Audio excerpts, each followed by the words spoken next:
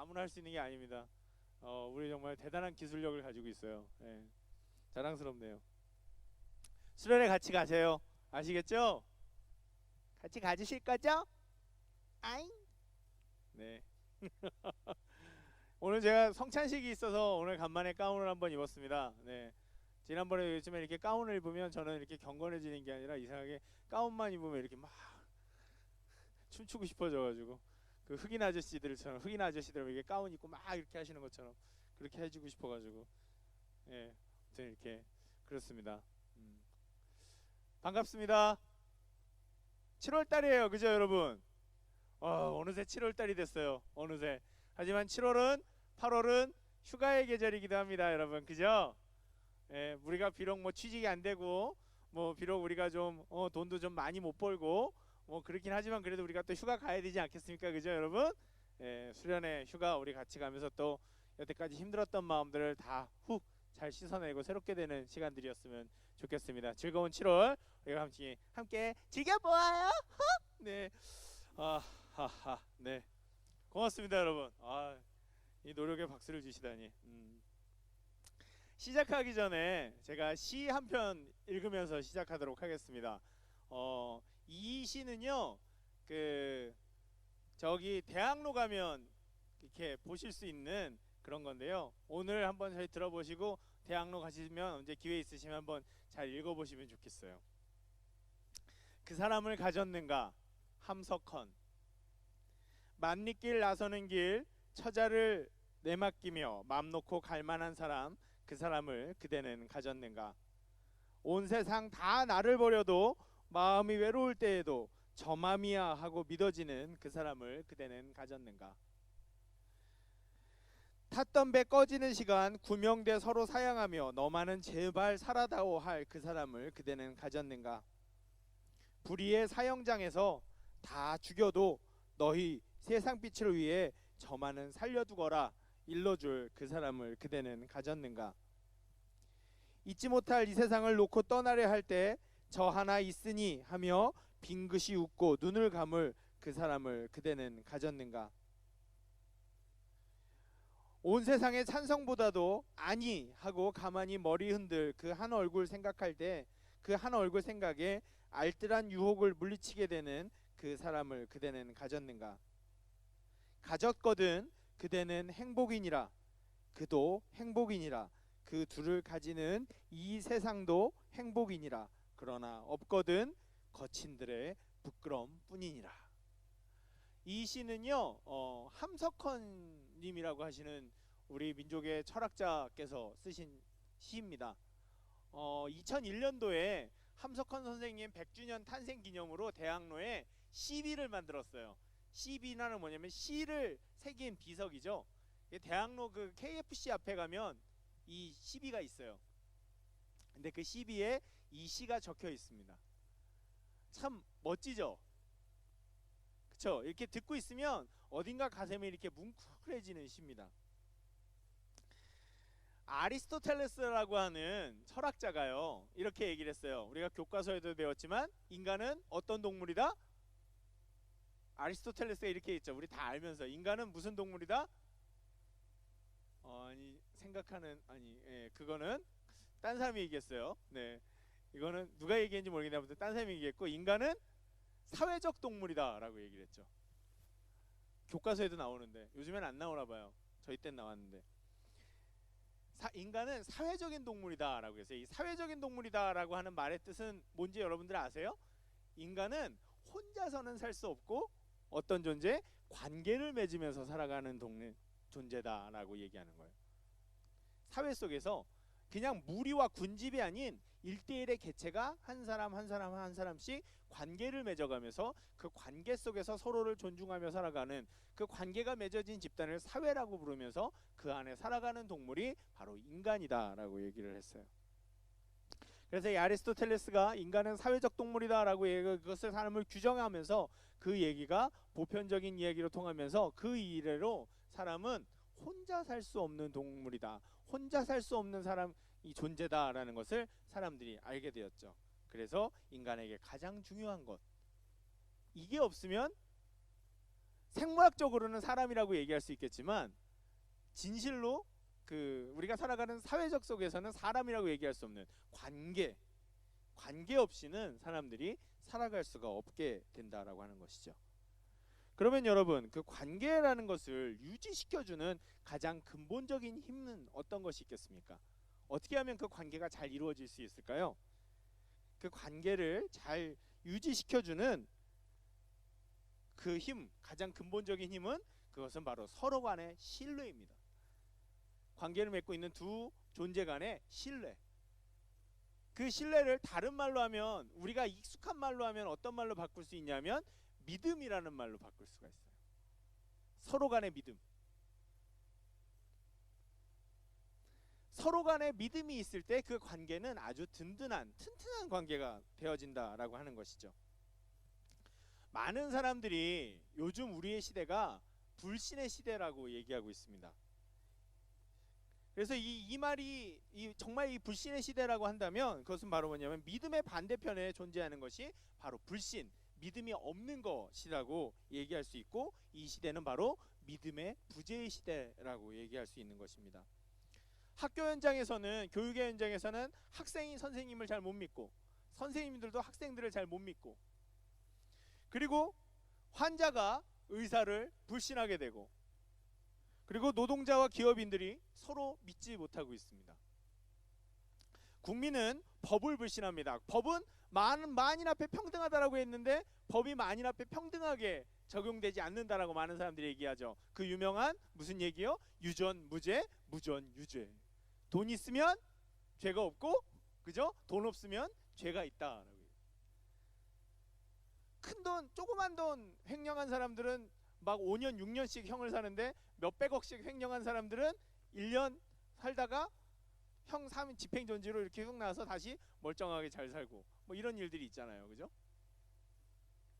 그래서 법도 평등하지 않다라고 사람들이 그 법 집행에 대해서 되게 불신하고 있죠.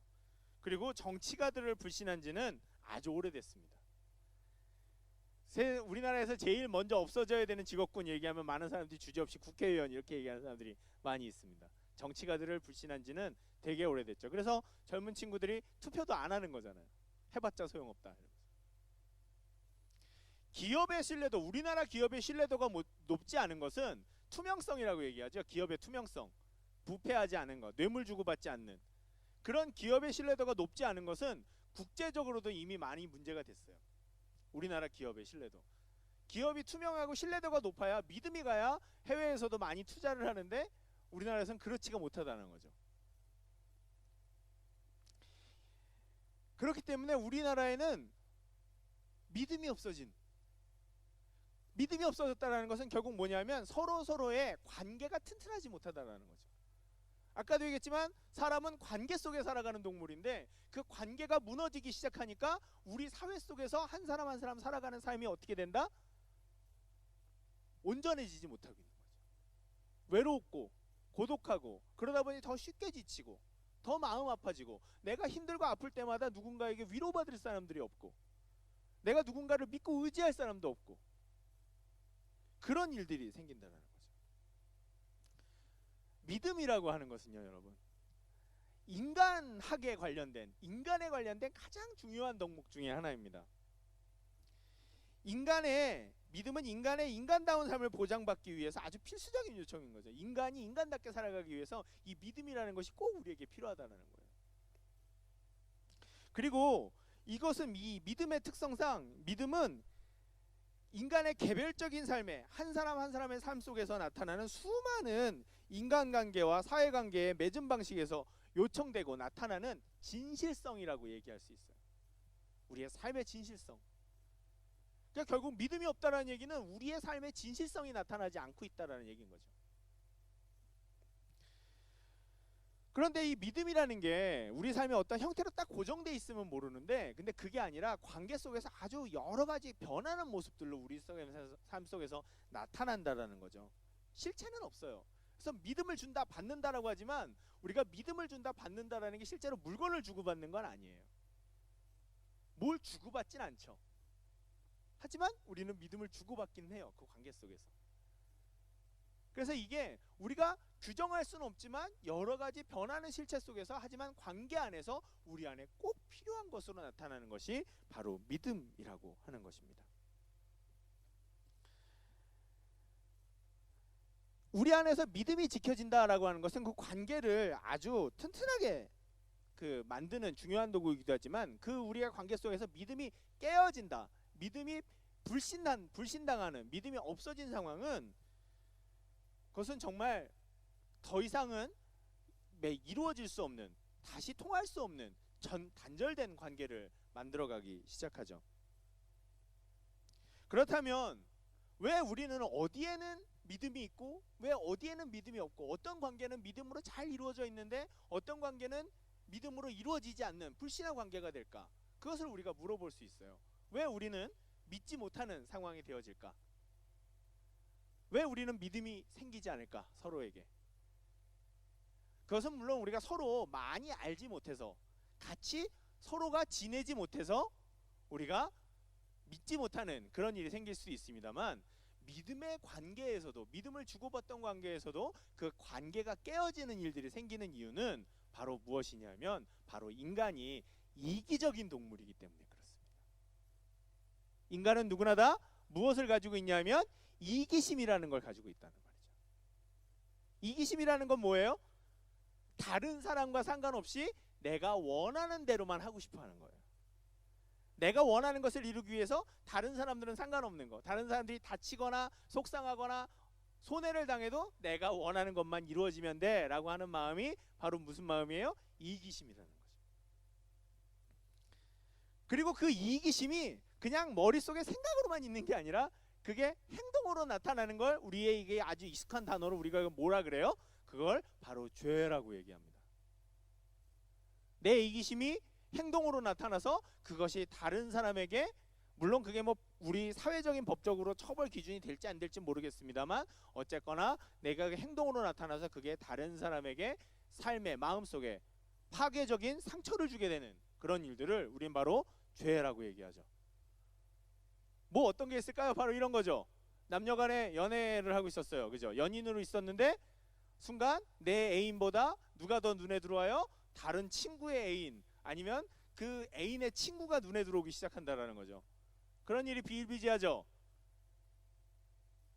뭐 아니면 할 수 없고.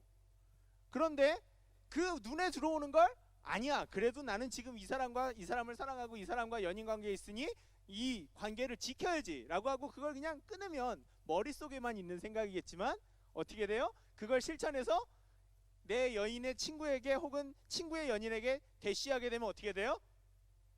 관계가 깨지죠. 그걸 알게 되면 양다리, 바람피는, 그죠? 근데 그렇게 되면 어떻게 돼요? 연인 간의 사랑으로 맺어진 굳은 신뢰가 박살이 납니다.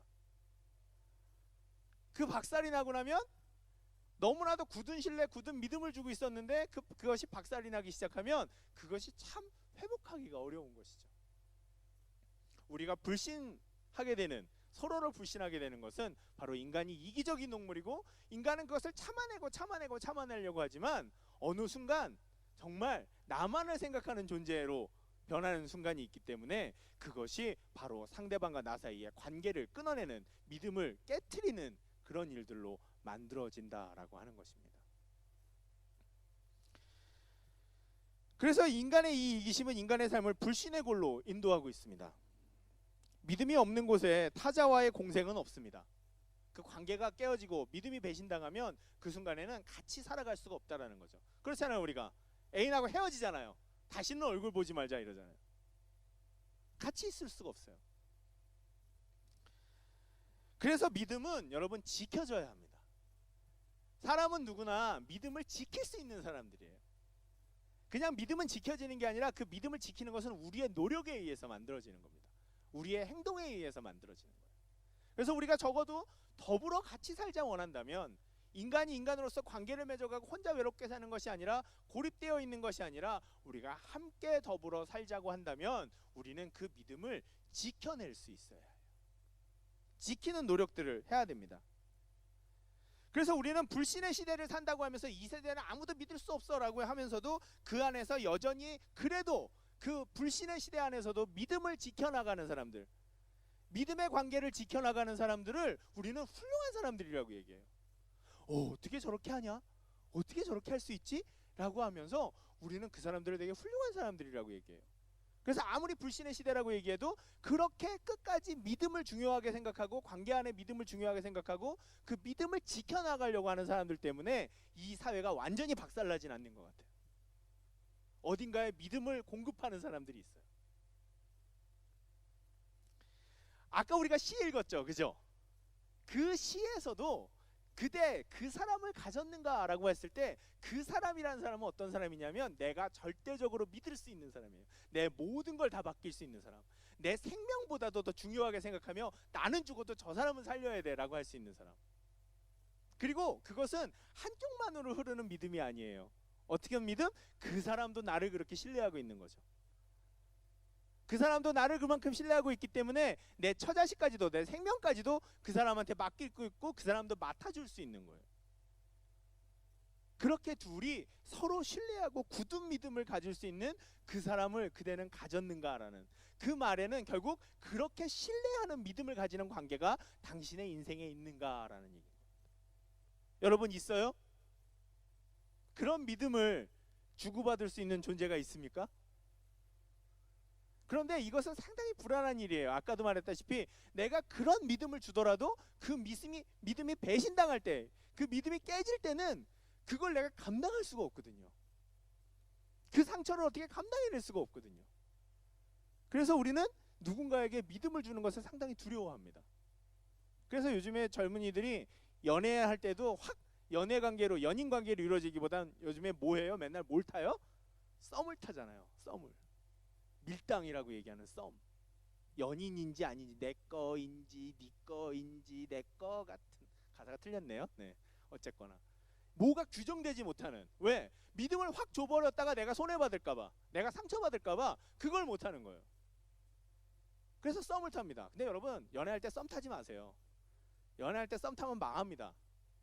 연애 못해요. 그냥 좋으면 좋다고 고백하세요. 좀 쪽팔려도. 그러다 관계가 맺어지면 그냥 사귀는 거지. 뭐 얘가 날 좋아하나 안 좋아하나 뭐 카톡에 이건 무슨 뜻일까 분석해보고 그런 짓 하지 마세요. 그 전혀 쓸데없어요. 분석하다가 딴 사람 만나러 갑니다. 그 사람이. 그냥 좋으면 좋다, 싫으면 싫다. 명확하게 선을 그으세요. 그게 연애의 아주 고수의 방법입니다. 어쨌거나 그렇게 믿음에 대한 불안감이 우리에게 있어요.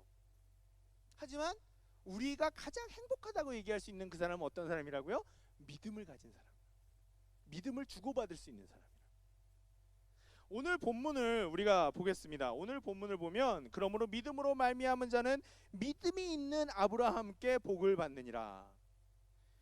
무릇 율법의 행위에 속한 자들은 저주 아래에 있나니 기록된 바 누구든지 율법책에 기록된 대로 모든 일을 항상 행하지 아니하는 자는 저주 아래에 있는 자라 하였음이라. 또 하나님 앞에서 아무도 율법으로 말미암아 의롭게 되지 못할 것이 분명하니 이는 의인은 믿음으로 살리라 하였음이라.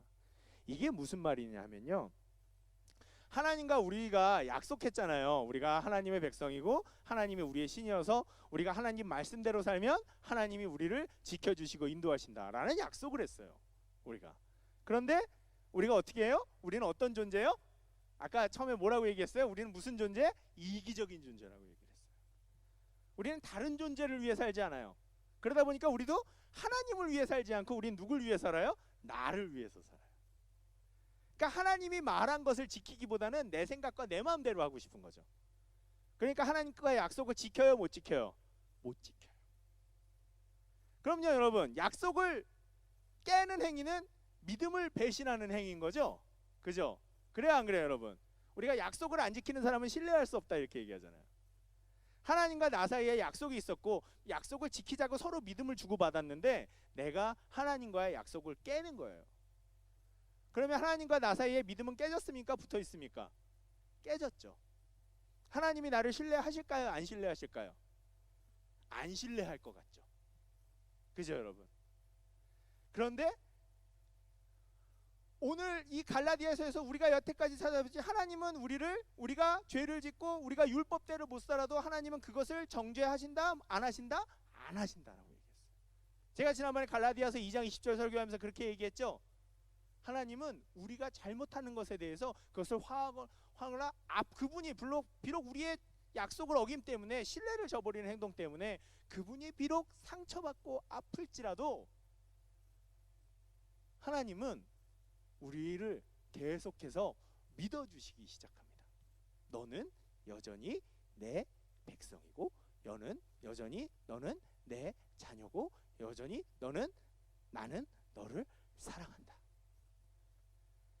하나님은 우리가 믿음을 깨는 행위를 했을지라도 그 믿음을 저버리시는 게 아니라 계속해서 우리에게 더 많은 믿음을 보내주심을 통해서 나를 향한 하나님의 믿음을 보여주심을 통해서 우리가 그것을 통해 변할 수 있도록 기회를 주시는 거죠. 여러분, 그런 얘기 기억하십니까?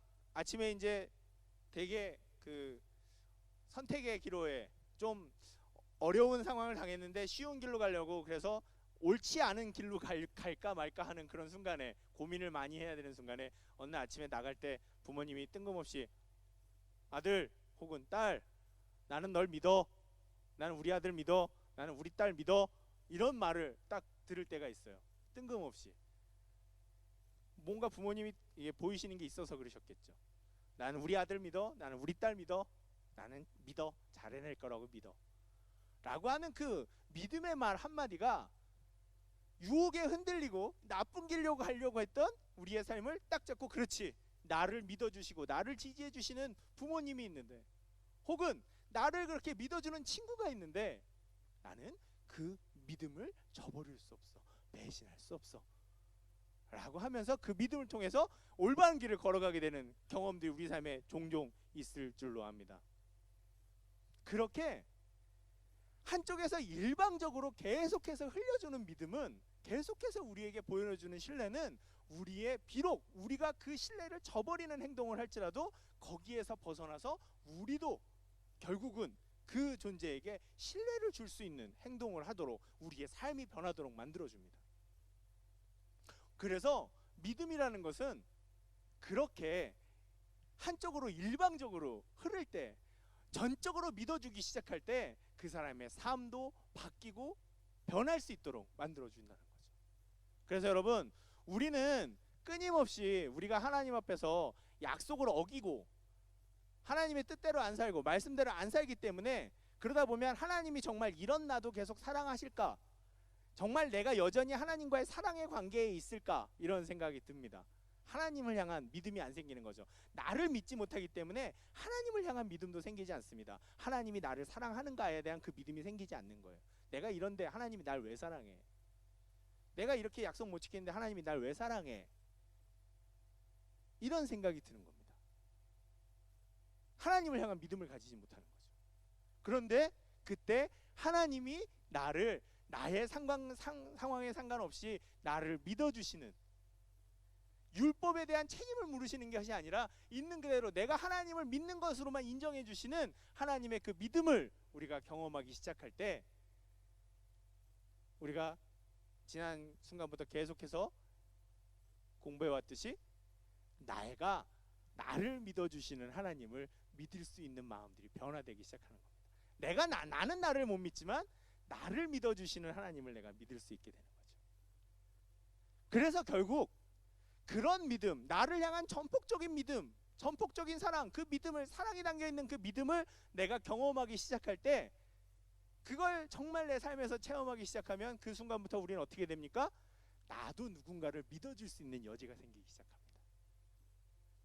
아, 저 사람 못 믿을 것 같아, 저 사람 믿어주면 안 될 것 같지만, 그리고 내가 믿어줬을 때 그 사람이 내 믿음을 배신하는 행위들을 할 때가 있지만, 그럼에도 불구하고 하나님이 나를 어떻게 믿어주셨는가를 내가 경험하게 될 때, 나는 다른 사람을, 비록 나를 향해 배신하는 사람일지라도 그 사람을 믿어줄 수 있는 능력들이, 그 믿음들이 우리 안에 생기게 된다라고 하는 것이죠. 그렇기 때문에 오늘 말씀에, 오늘 성경 말씀, 우리 설교의 말씀 제목처럼 무슨 말이 나오나요? 의인은 믿음으로 말미암아 살리라. 의인이 의인될 수 있는 것, 의인이 자신의 의로운 길을 지켜나갈 수 있는 방법은 다른 게 아니라는 거죠. 믿음이라고 하는 것입니다. 세상이 아무리 불신한 시대라고 하지만 아니야, 그래도 사람들 간에 신뢰와 믿음은 존재해. 그리고 내가 하나님이 안 계신 것 같고 죽은 것 같지만 그래도 나는 하나님을 믿고 하나님이 세상의 주관자이심을 믿으며 나는 살아. 그리고 하나님이 날 사랑하지 않을 것 같지만 내가 이런 모습으로 살아서 하나님이 정말 나 같은 사람 사랑하실까라는 생각이 들겠지만 그래도 하나님은 나를 사랑해. 그 믿음, 내 삶에 존재하는 그 견고한 믿음이 나를 살아가게 만듭니다. 내 삶의 관계들을 지켜나갈 수 있게 만듭니다. 내가 가지고 있는 믿음이 다른 사람의 신뢰도 만들어낼 수 있게 됩니다. 믿음이란 너무나도 위대합니다. 하지만 사람들은 서로에게 믿음을 줄 수 없기에 그 믿음을 우리에게 주시는 분은 변하지 않는 믿음을 통해 경험하게 하시고 그 믿음으로 우리가 서로를 믿게 하시는 분은 바로 우리의 위대한 하나님이시다는 것. 우리를 위해서 죽으시며 생명을 주시며 나를 향한 믿음을 보여주시는, 나는 그래도 네가 변해서 하나님의 백성으로 하나님의 사람으로 만들어질 것을 나는 굳게 믿는다라고 하시는, 그래서 나는 너를 사랑해 라고 얘기하시는 그 하나님을 통해 우리는 믿음을 소유할 수 있게 되는 겁니다. 다른 사람을 향한 불신의 마음을 벗어버리고 난 널 믿어, 내가 널 믿어줄게. 다른 사람들은 다 안 믿어도 난 널 믿어줄게. 그러면 나중에 그 사람이 그렇게 얘기할 겁니다. 모든 사람들이 나를 안 믿는다고 얘기할 때 한 사람 믿어준 그 사람 때문에 제가 오늘 이 자리에 있습니다. 나를 끝까지 믿어준 당신 너무 고맙습니다 라고 얘기하게 될 거예요. 옛날에 모든 고사들을 찾아보면 전폭적으로 믿어준 사람들은 항상 그 믿음의 보답을 받더라고요. 믿음이란 그렇게 주는 겁니다. 조건이 있을 때 믿어주는 게 아니에요. 그건 믿음이 아닙니다. 믿음은 그냥 믿어주는 거예요. 근데 그것은 용기가 필요하죠. 근데 그 용기는 바로 누구한테서? 우리는 그리스도인으로서 누구한테서? 하나님에게서 경험하는 것입니다. 먼저 여러분들 경험하십시오. 의인은 믿음으로 말미암아 살리라라고 하는 그 말은 나를 끊임없이 믿어주시고 나의 배신의 행위에도 그 믿음을 저버리지 않으시는, 나를 향한 믿음을 저버리지 아니하시는 그 하나님을 믿기 시작할 때, 내 마음속에 받아들이기 시작할 때 거기에서부터 우리의 삶에 믿음이 생기고 그 믿음이 내 삶을 견고하게 지킬 것이라는. 그래서 의인은 믿음으로 말미암아 살리라 라는 그 말처럼 우리는 우리 삶에 믿음을 퍼뜨리는, 불신의 시대를 지나고 변화시켜서 믿음으로, 믿음의 시대로, 믿음이 있는 시대로 바뀌어 나가는 그런 시작이 되는 사람들이 될 수 있어요. 그것이 바로 오늘 우리 갈라디아서 본문에서 얘기했듯이 오직 의인은 믿음으로 말미암아 살리라. 여러분 기억하십시오. 나는 바로 무엇입니까? 하나님을 통한 믿음의 씨앗입니다. 이 세상의 믿음의 씨앗입니다.